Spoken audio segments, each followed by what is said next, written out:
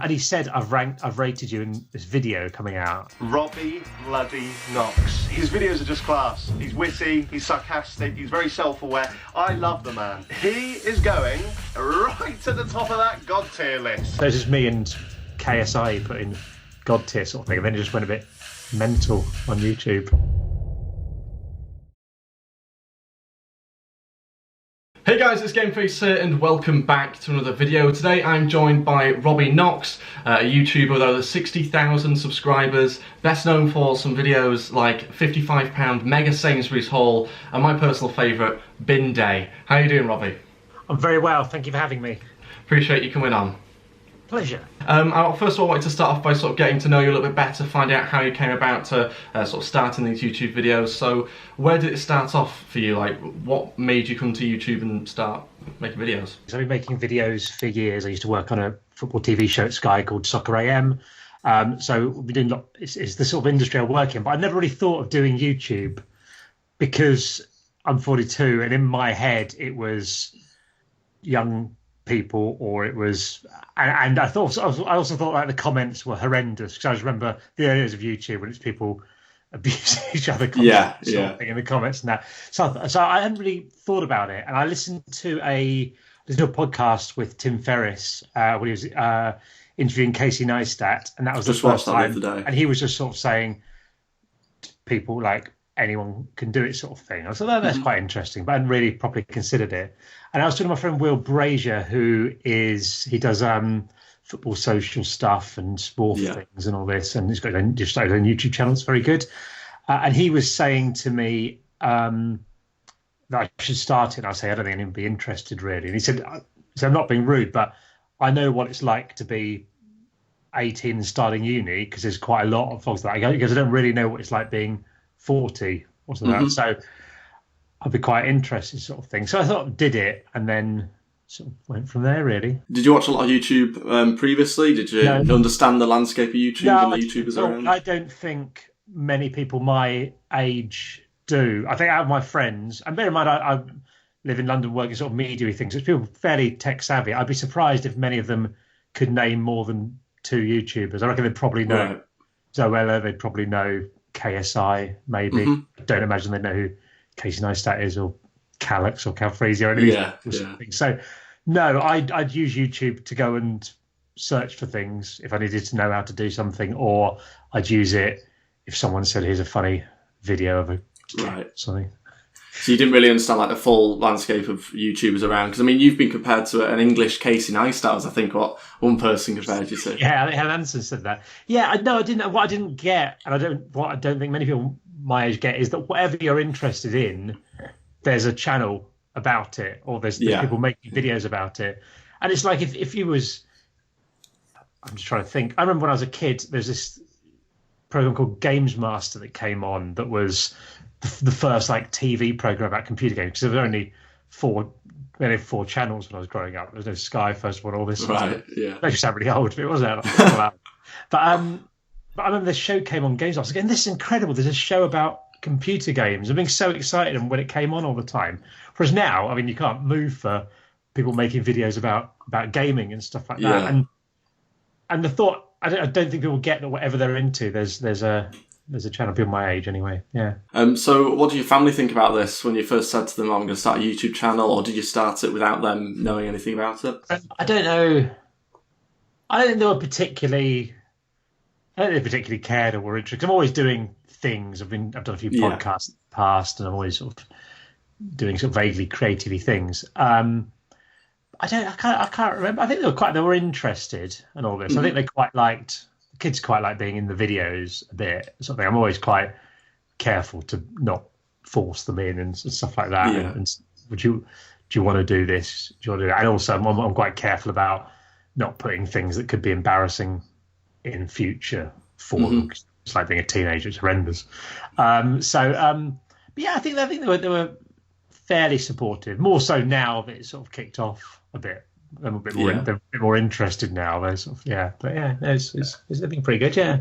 And do they watch your videos back then, or are they more sort of? Generally, my wife watches most things. The kids, I'm selective at what I show them. I show them things that they're in generally, and anything that's not, I mean, not much for content is rude, but I think it's good to ask lead to awkward questions. From yes, yeah. Yeah. So what is it exactly that you do day to day at the moment? You mentioned the production company, is it? Yeah, so I run a video production company, so we make videos for people like EA Sports and I can never remember, Puma, Carlsberg, Carling, various things, lots of digital content and stuff like that. So, but it's quite nice doing the YouTube side of things where you've got that creative control, because whilst you obviously have an input of these things, at the end of the day, someone else is paying you to do videos, and rightly so, they get the final say on everything as they should. So it's nice to have something that you can just do yourself. Yeah.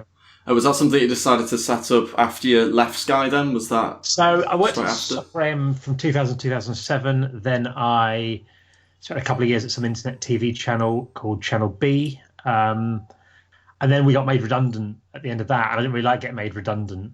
And so I thought if I start my own business, I won't get made redundant again. Or if I do, it's going to be awkward. I have to sit myself down and have a chat with me.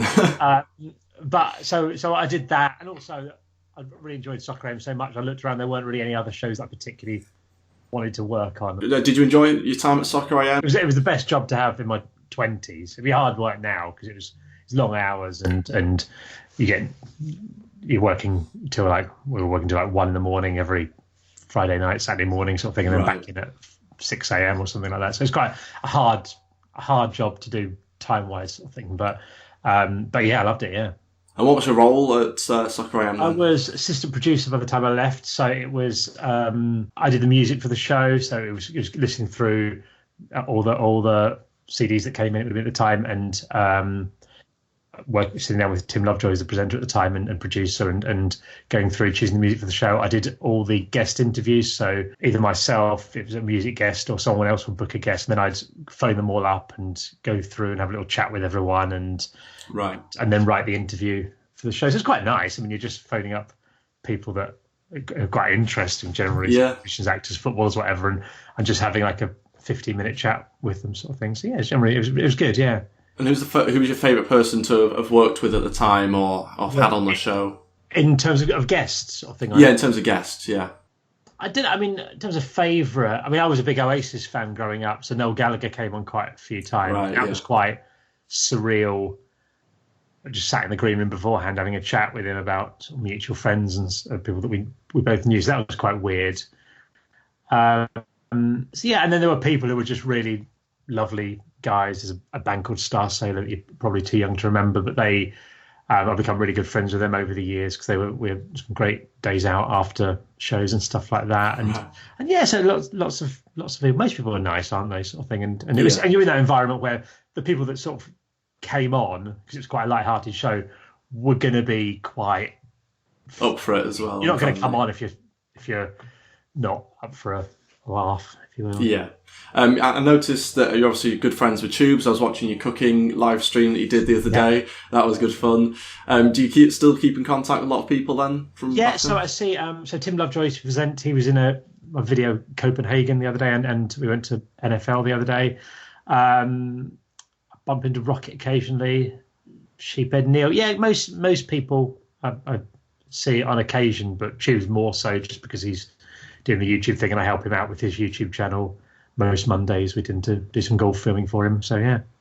Did you expect him to do a lot more videos with him then? Is that something you're hoping to do? Yeah, I think so, because he's always around, and most people have jobs and stuff that they go to, or more. I mean, I've got a job with more traditional hours. Sort of. Yes, yeah. So he's always around, and it's good fun, and it's nice. One of the things I really like about YouTube is it's very sort of collaborative in that people generally aren't worried about how other people are doing. I find in TV it can be a bit, they're doing this, it's a bit competitive, whereas here it seems everyone's getting involved in everyone else's stuff, and what's the saying, a rising tide lifts all ships or something. I can't remember. Everyone, it helps everyone helping out and doing things together. So yeah, and you've got good chemistry on screen between you and Tubes as well. You seem to get along really well. Yeah, well, I think the plan is to do that live stream, like a cooking thing weekly. We'll pick a day of the week. I don't know, maybe Thursday, I'm thinking at the minute, and either Tubes or someone else can come on and just cook a bit of dinner together, and I I think the plan would be that you could give out the recipe in advance. If anyone wants to cook along at home as well, they can and have a little nice cooking, because everyone's got to cook dinner, haven't they? So yeah, it's a nice idea, that, actually. It's a nice idea. Yeah, I think it worked quite well. I didn't really know what to expect. We didn't really have any moderation in the chat because we didn't know if anyone was going to listen. So we got a few people who were going to help moderate this time, because it was got a bit mental, I think, from it. But yeah, it was good fun. Definitely do it again. Yeah. I've also seen that you're good friends with Jackmate as well. You've been on his podcast, I think, and probably in a couple of other videos. Oh, you're back on it, were you? Yeah, we did second time? The Halloween special. When's this going out? Will this be out before Halloween? This will be before Halloween. Yeah. So Halloween special. Good fun. 2-hour long special talking about spooky things and that. Yeah. So, how did you become friends with him then? So it's quite a long story, but I'll try and trim it down as long as possible. I once went to Sainsbury's just before Christmas. I'd done all my Christmas shopping online. It was really well organised. And we got invited to lunch. So I had to go and buy a few bits to go to someone's house to make a cake or something like that. I can't remember what it was. Mm-hmm. And it was the worst experience of my life. It was 2 days before Christmas. Like, the queues were unbelievable. There was nothing. It was like the shop had been looted. There were like hardly any vegetables. Like all the quality of everything was so much lower than it normally was. Like the worst carrots you've ever seen. So right. It was, the whole thing was really unpleasant. I just left so annoyed. I thought there's got to be an easier way to do this. So I thought I'm not going to go to a supermarket for a year. In the end, I did 6 months. I didn't go to a supermarket. So I went and I got like milk delivered. I got like veg boxes delivered, or went to a market or something like that. I was living in London at the time. So it was a bit easier than if you live in the country where I am now. Yeah.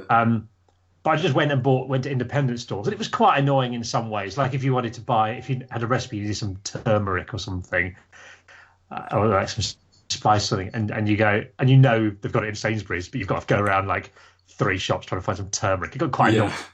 But at the end of it, I just wrote a Facebook post, just my friend just saying, I haven't been to a supermarket. I hadn't told anyone I was doing it really, apart from my wife. I said, I haven't been to a supermarket for 6 months.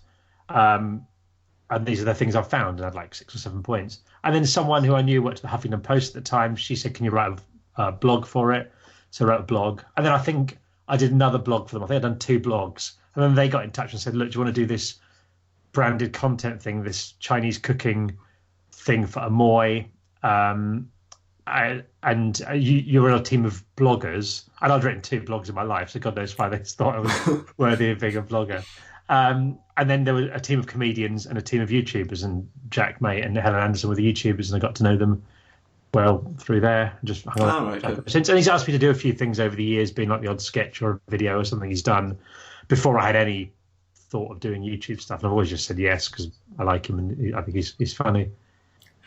So what was your reaction to then seeing your name was dropped into one of his videos recently on the tier list? You were ranked as God tier by Jackmate. Robbie bloody Knox. His videos are just class. He's witty, he's sarcastic, he's very self-aware. I love the man. He is going right at the top of that God tier list. Yeah, well, he's always been really nice about the videos, to the point that I know he's not going to be nasty about them, but to the point that were more so than it was more than he had to say. He hadn't said, oh, that's good, mate. It was more like, really, oh, that's so funny, sending me messages about things like this. And he said, I've rated you in this video coming out. And I was like, okay, that's going to be quite good anyway. And then I started watching it, and he was saying like my friends, I've not done them any favours. I was thinking, oh no, I hope this isn't bad. I had quite a few tears. I was thinking, hopefully I can get at least solid sort of thing, like at least level 3 sort of thing like that, and maybe level 2. But yeah, so it's just me and KSI put in God tier sort of thing, and then it just went a bit mental on YouTube. So you sort of watched the video then? That's when you found out, as opposed to sort of so I knew roughly it was coming out at 6 or something like that. So I watched it about sort of 15:15. I watched the whole thing, and I was like second to last or third to last. I was going thinking, oh, this could be bad. But yeah, no, it was funny. Yeah, it was good. And what's the reaction been to people coming over to your channel now? You obviously got over 60,000 subscribers. Yeah, so I had like 6.9k before the video, and on like 62, maybe something like 61, 62, something like that now. Mm-hmm. And yeah, everyone's been really positive. Have you had much negativity? No, hardly any. And I find downvoting. People get protective in the comments, I think, on the channel. People will say, oh, can't believe 3 people have downvoted this video. Yeah. And but like I'm sort of on their side a lot of the time. There's a video called Bin Day and 3 people downvoted. I'm sort of like, yeah, you're right. This is just a bloke taking the video. I'm sort of on their side, but also I find it really funny that someone clicked on a video called Bin Day and gone, well, I expected this to be better. What were you hoping what were you coming for? Yeah. Yeah, and then sometimes people will there was on that £55 Mega Sainsbury's haul, someone commented on saying, you went shopping, it's not a haul, why are people using this ridiculous word like this? And I thought, oh, you should not watch it. I said, I get that. I know I did just go shopping, but this is a sort of joke about people doing hauls, huge influencers doing hauls about clothes, but doing it. So the joke wouldn't really work if I said, this is my shopping as the title. And he went, oh, sorry, mate, I probably should have watched the video. Going, yeah, probably. Not many people will say anything negative, really, no. I'm surprised by how many people are interested in it. And I'm surprised by why people watch videos. Quite a lot of people. I know quite a lot of people with depression or anxiety or agoraphobia and stuff who watch it. Saying, I find this really helpful to relax, and when I'm getting too stressed out, these videos, which I didn't really expect. That side of thing. That's really nice. Yeah, doing something vaguely good. Yeah, they're quite relaxing videos to watch. I mean, where do you get the ideas from? Because some of them are just seem so simple, like Bin Day, for example, such a simple video, but done really well and people really enjoy it. Yeah, I mean, the good thing is that I've kept the channel so vague and unspecific. Yeah. That you can literally do anything and it sort of fits in because it's just sort of life stuff. And I think it could be anything mundane. Like I'm sort of looking for things to do now that are mundane. So I was just in the shower and I thought, the shower head's like a bit limescapey. So I thought, I wonder how you fix that. I'll get a video out of that sort of thing like that. So you can sort of literally do anything. So yeah, I mean, there are limited things around the house that I can do, like going up in the loft, going for a tour of the sheds and stuff like that. But then just go out and do genuinely interesting things. So it's quite a wide variety. I can literally do anything, so it's not too hard to come up with stuff. And so what are your future plans then for the video side of things? Are you looking to try and do this full time? Is that what you're hoping to sort of grow the channel towards? My plan, so a lot of the video stuff I do for work at the minute is me going with a video camera and filming things. As I say, I'm 42. I enjoy it now. It's really good fun. I'm happy doing it. But I think in 10, 15 years' time, when I'm in my 50s, am I going to be wanting to lug a camera up to Stoke to film a footballer for 15 minutes or something like that? I mean, maybe I will be. I don't know. But I've got a vague plan over the next 10 years to transition more into doing things that aren't that. So I do a podcast with other people, and that's called Football Legends on Spotify. That's like a Spotify exclusive podcast that's hopefully going to come back after Christmas. And so there's a few things that I'm doing that are starting to earn money from that side of things. So I can do less of the sort of labour-intensive side of that and move across. So, but I genuinely went into this thinking I'll try and get it so I'm earning some money in 5-10 years' time from YouTube rather than now. So I went into. I think a lot of people think, I want to get this overnight success sort of thing. Whereas I think just keeping doing it, I think, is the key. I know this is maybe a question you probably get asked quite a lot, or maybe quite a boring question, but what do you use to record your videos? Do you use anything special? Because obviously, I know you've got a production company, so maybe there's an expectation of that. People say, what camera do you use? And I'll tell them, I go, but you don't need this. Like, so my camera, I use a Canon C100 Mark II, but like the lens I use for most of my videos is like $1,500 just for the lens, or thing like that. And so I sort of go, you don't need this, obviously. I know it feels a bit like, I don't know, not arrogant. I don't know what the word is, but telling them I'll use this, and so the camera's probably like $3,000, the lens is probably $1,500 because I need them for work, and you need sort of things. And then but then for a lot of vlogging stuff, I've got this Canon 200D that's like the cheapest DSLR Canon make. So the camera's like 200 quid or something like that, but the lens on it is $1,500, so slightly overnight because I'm using the same. But and then I use a GoPro for a lot of stuff. So when I did a thing, I am influenced the other day about going to American football, the NFL game in London at Tottenham Hotspur Stadium, and with that it was literally just a GoPro Hero 6 that I just used for that with nothing else. No attachments on, and there've been vlogs I've done just on my phone when I've been out and about, sort of thing. So whatever I've got. So if I'm at home, I generally use the good camera because it's easy. But then it's sort of I scale it down depending on how compact you need everything to be. Right, yeah. And so are you looking to do different types of videos? Because I know obviously you've done a lot of things where you're at home. Are you hoping to do more of those sort of vlog type things? You did that skiing, you did a skiing video? Yeah, so my favourite one I've done was a skiing video where me and my friends had, I guess, some kind of midlife crisis and went to Canada for a week. I used to live in a ski resort in Canada, in Whistler, when I was 21, after university for a year. And a lot of these friends had come over to visit me then. So we all went out. We had people from around the world. There's 11 people in this video. It was like a 45-minute long thing. I love doing it. I'm really proud of it. I think it's a good video. So I'd love to do more things like that. I'm going on a couple of ski trips this year, so I'll do more content like that. So yeah, more things like that would be good. But then equally, stuff around here, sort of thing. Just whatever I'm doing, I'll just film it within reason. I don't want to be that bloke who's always like with his mates going, hey, just gonna get the camera, do that sort of stuff. So I'm quite aware. And in the past week, when I went to watch American football with Tim Lovejoy, I said I'm just going to do a vlog.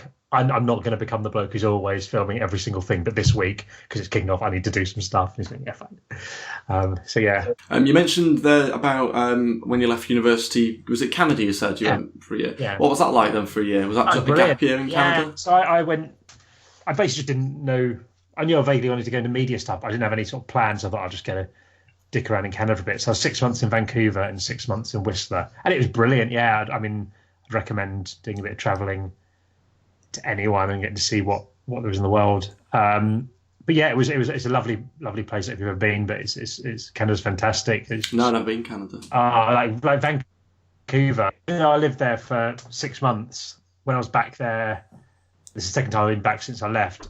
I was walking around, and you just turn a corner, and you'll see this row, because there's a grid system of the streets downtown. They're all straight, and you just look down. It'll be a really long street of all these big sort of buildings, and then there'll be this amazing mountain at the end. And if you like outdoorsy stuff, it's brilliant, because you can do, when it gets to like April, May time, you could go skiing in the morning on the mountain, and then if it's a nice day, swim in the sea in the afternoon, sort of thing. You've still got that little crossover of the two seasons. So it's a fantastic place, yeah.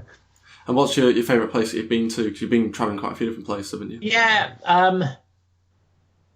probably Vancouver. Norwich is great, but that's where I went to university.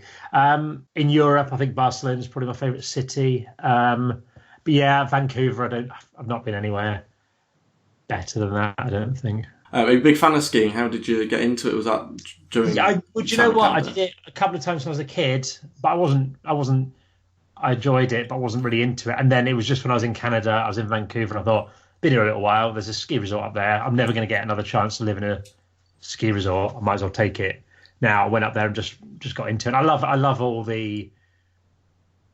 I'm quite a good skier, having lived in a ski resort, but I'm not always about going down these black runs and really killing myself. I just quite like going from A to B, having the sort of wind going through your hair, stopping for lunch for 2 hours, and skiing a little bit more and going to the pub. Something. So, sounds like quite a nice day. I like the lifestyle as much as the actual sport. The only time I've been skiing, I think, was I went dry skiing on snow. Just happened to snow. Do you know what? I remember I used to go to I learned to ski on a dry ski slope in Chatham in Kent, and I remember it snowed once and they shut it because it snowed. And I was like, but yeah, if you fall, I remember if you fall over that, you get those little bits of whatever the material, the sort of carpety stuff stuck in your legs, or that, having to pick those out in the shower afterwards when I was a kid. It's good. I'd recommend. It's much better skiing on snow than it is on the dry ski slope bit, but I'd really recommend people doing it and doing lessons. You just do like a week of ski school going out there, because it's the whole experience, the whole week, I think is magical. Yeah. I also wanted to mention a video that you did, or a series of videos that you did, where you sort of explain like certain different things with your friend. My friend Dan, yeah, he's about to start a YouTube channel. Dan Trelfer, his name is. He's got the channel set up. I don't think he's got any videos on it. I think he's got one video for some book he wrote ages ago. But you can get on that early, subscribe before he does it. But he showed me the first video he's done, and it's really funny. It's a similar thing. His first video is about how to shave, sort of thing like that. So it's not dissimilar from the stuff I do. But he's genuinely one of the. He's so funny. We have this FIFA tournament every year, me and my friends, where we play FIFA, and there's like 16 people come round, and and everyone draws a team out of a hat for what country you get, and then you dress in something from their country. It's not like national dress. Right. So, for example, if you some people might, if you're like Spain, you might come as a matador or something, or you might come as a famous person from Spain. I literally can't think of a single famous Spanish person other than footballers. But, yeah. So yeah. But you might come as someone from a particular. So I was Russia once, so I came as Putin and had like one of those horse, the things you got your legs, horse legs, and that. Oh right, yes. So I did that 1 year. So people would do that, and people would make propaganda videos for their teams. So my friend Dan always makes the best videos. He'll put so much effort into them. These incredible things. So I was going, you should do YouTube, and he's starting it up. But yeah, we do those videos, those explaining videos. We go around and explain different things. So we'll do some more of those. I think we're going to film some more next week, I think, and try and get them back. But they're good fun, yeah. Yeah, they are really good. I remember, was it one you did in France or something? You went and bought a baguette. It was just something so sort of simple and sort of like simple French he was using as well and stuff. It was really good. I think it's what I like about those videos is that they don't make any sense, because when you actually look at them, so at some point I'm explaining to Dan how it works, and then like in the next thing I don't have a clue what a baguette is, and he's explained to me, so they don't actually make any sense. And I like how vaguely mental they are. Yeah. So I wanted to end this with a few sort of different questions, a little bit sort of left field, but I'm going to be ready. Oh, he's ready. Yeah. Prepare yourself. If you were a Mr. Men book, which would you be? Oh, that's a great question, because I read quite a lot of Mr. Men books with my kids. I'd probably be Mr. Happy, I think, because I'm quite happy. Quite like Mr. Happy. He's a bit mean, Mr. Happy, in parts, because he's always like trying to do things to make other people happy. He's pushing his happiness on other people quite a lot. A bit forceful. I think I'd go Mr. Happy. I quite like that, yeah. What about if you could extinct one animal, which would it be and why? Probably mosquitoes, because then you could cure malaria, couldn't you? And you'd be doing some good. I'm not just going to wipe out. I was thinking badger. Completely useless. See more dead ones than alive. Are you going to have to do it by hand? You're going to have to murder 100,000 badgers? Yeah. All right, wow. Yeah, I don't know. They're quite cute badgers, though, aren't they? A bit. Yeah, I don't see them enough. They're trying to kill a lot of badgers, aren't they, to get rid of bovine TB at the minute? Oh yeah. Yeah, I'm going to kill mosquitoes, because then I can cure malaria and be a hero. Are you gone for that sort of thing? I just went for hedgehog. To be fair, badgers, hedgehogs, probably get rid of both. You see more dead than alive, don't you? Yeah, I never really see. I've only ever seen one live hedgehog in my life. I've seen 2 live badgers. That was all 2 badgers in one evening, and I've never seen a badger before or since. I drive around, saw a badger, and then like 10 minutes later, another badger. And I think, wow, that's amazing. If you're into badgers, but I'm surprised how little you see badgers. Compared to how often you see dead badgers. Yeah, like never seen I've hardly ever seen any live badgers. So, if you wipe them out, I don't think it made that much of a difference to most people. They wouldn't see them there. So that's all for my sort of left field questions. I'm surprised I haven't got a job on ITV yet. It's good, yeah. Get rid of Jonathan Ross. I'd employ you if I was head of ITV. I'm never going to get called in that, so yeah. Well, if you do, feel free to employ me. First call I make, I'll sit down at my desk, I'll get my computer password, make a cup of tea, and I'm on the phone to you. Call me up. Get rid of Jonathan Ross. It's not 2002 anymore. Thank you very much for coming on, Robbie. I appreciate it. It's a pleasure. Thank you for having me. It's been the best day of my life. Just as I thought it would be. Anything you want to promote before we end things? Your YouTube channel will be in the description below. Not really. You come and watch the YouTube channel if you want.